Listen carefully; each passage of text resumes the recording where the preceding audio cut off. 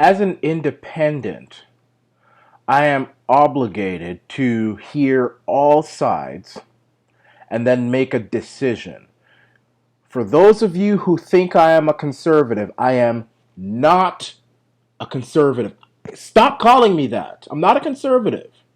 Okay? I'm an independent. I'm a populist nationalist independent. I can't stand it when, oh, it's my favorite conservative. I'm not no conservative because then when I say something that I feel makes sense on the other side, y'all come up to me, oh, you sold out.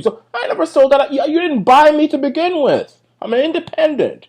So there's just as good a chance that I could support one other person or ideology if I feel it stands with my populist nationalistic ideology and my personal ideology going forward.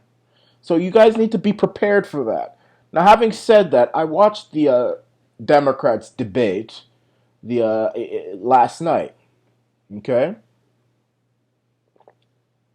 and even my dad, I watched it with him, and he is a lifelong, well, ever since moving to the States, you guys who know my story, I was born in Canada to Caribbean parents.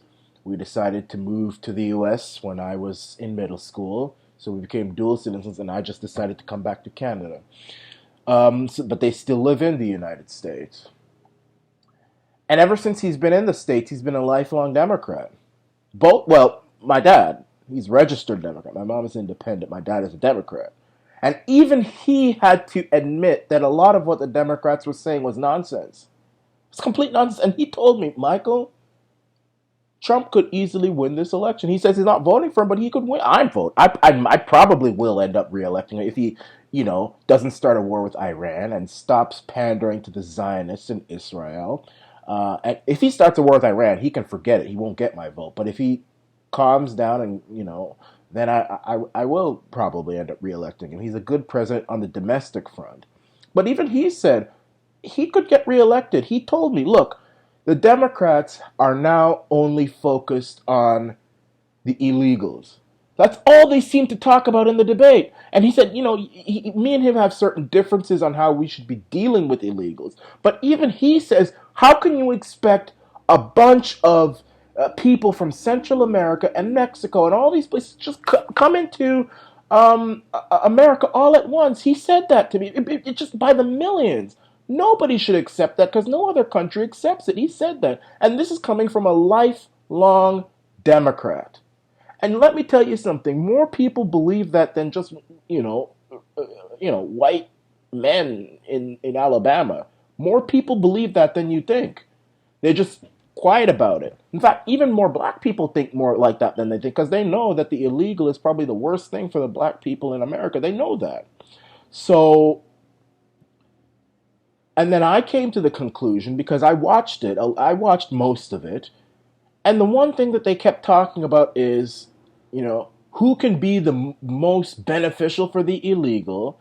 And number two, who can be the most beneficial for men who think they're women and women who think they're men, or this whole kind of thing that we've now gotten ourselves into. And I thought to myself, the Democrats used to be for the working man. They used to be for the union man. They used to be for, the farmer, and the Republicans would always say things like, I support them, but, money comes first. We got to save money, it's always about money. It was always about money with them. It's kind of like how it is now in Canada. Well, truly, to be honest with you, there is no party in Canada that supports the working man anymore. Because even the Liberals and the Socialist NDP, they are supporting, the refugees and this and that, and then they want to support this whole bisexual and transsexual type of thing, which I have no problem with, but it's like, that's all they talk about. And then the conservatives, they still are in that notion of it's money, everything, money first, money first. And that's the problem. But now, the Democrats, they don't care about, they even stopped talking about the black man now. I mean, they've even stopped talking about the black man. They don't even... Remember when the Democrats used to go head over heels for the black man? They used to... Every election cycle, what they would do is they'd promise the black man everything. And then when the election is over, they ignore them once again. But they don't even talk about the black man anymore. They only talk about the elite, who can be the best for, who can give the most money to illegal, who can give, even they were talking about your universal health care. They want to bring that in America. And as a Canadian, and Americans, you need to listen to me. Canada doesn't have no free health care. It's not free. It's not, I pay so much for health care in Canada, okay? You Americans who think that you're going to come here with your illnesses and your plague and your sickle cell and all this stuff, you're not going to get anywhere, okay? Let me tell you about but let me just finish my point here. They not only want to have a single payer for all the Americans. If illegals come in, they are going to be a part of it too. Now, let me tell you why that will just never work in a million years, because it already doesn't work in Canada. Canada has a population of 36 million. America has what, 350 million. You add in all the illegals. First of all, they want to make it not a crime to go into the country illegally. So eventually, every single one of those people in Central, and it's not like the best people from Central America are coming in. It's not the aristocrat or it's the businessman. It's the poorest of the poor. So all of the poor individuals coming in from Central America and Mexico coming to America, and then all the rest of the 350 million Americans are going to be on one single pair. That's the end. They don't want to have anything to do with any insurance. Here's why that's gonna fail. In Canada, there is no pharmacare. Pharmacare is where they cover prescriptions. They don't do that in Canada. I'm diabetic. You guys know that. We're open here. I pay a lot of money for my diabetic medicine through work. And you know what? If I get sick, I lose the insurance from my work. So, and that should be illegal, by the way. So what happens now is that Canada takes on so much. They want to take on so much that they just simply realize they can't do it. So then they neglect pharmacare. They neglect dental care. They neglect eye care. You think these were free? You think these were free? These were expensive as hell. The eye test was expensive. So, as a result, in fact, I remember the first time I realized I had diabetes. I went to my doctor, my family doctor. Not my family doctor, yeah, my family doctor. And he says, Michael, you have diabetes. This is why you're feeling the way you're feeling. I'm going to call an ambulance. I say, hold up, doctor. Don't call any ambulance. I'll take the bus and go to the doctor. He says, Michael, this is serious. This is going to hurt. This is going to damage you. I'm calling an ambulance. I say, doctor, they're going to charge me $45 freaking dollars to go into that ambulance down the street to go to the hospital. I knew that was going to happen. He called it. And then lo and behold, I didn't get the bill to my house about the ambulance bill because I had recently moved. So I'm getting a call from collection saying, oh, by the way, you have to pay $45. I say, what?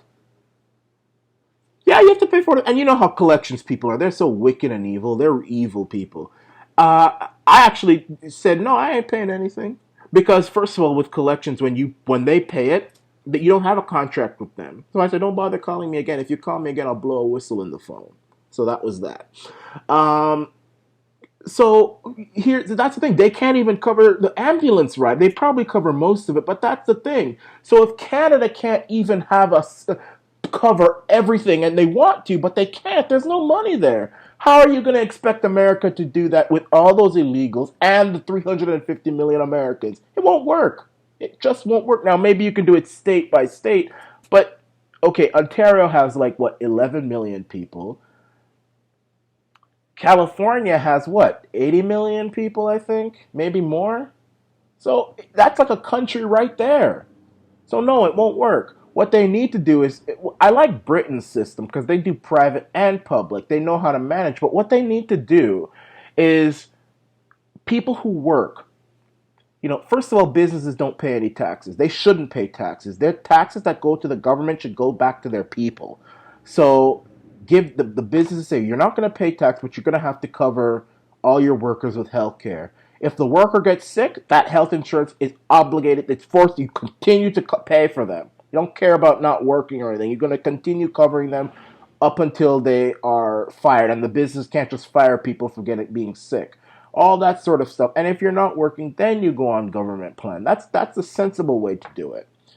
But going back to the Democrats, it seems as though they really only are interested in, I mean, really interested in illegals and, people who are transitioning from one gender to another. And they're expecting the rest of us to be so bleeding heart that we're just going to just say, okay, that's what we'll do. Now, they do talk about things like free university and all, 15 minimum wage.